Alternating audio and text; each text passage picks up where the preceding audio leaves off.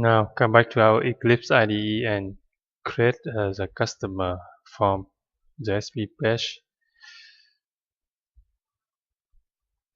We can reuse the code of the book form of the JSP page. So copy this file, copy, paste, change the name to customer underscore form of the JSP.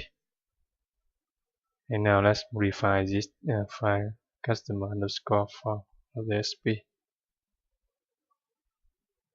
The title should be create new customer.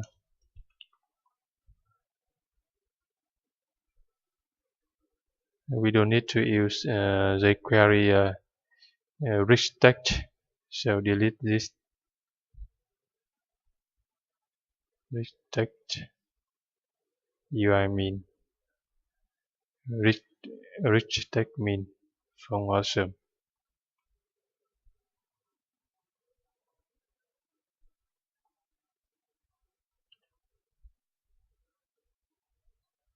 In the customer list page, we don't need to have to use the query validate, so delete this.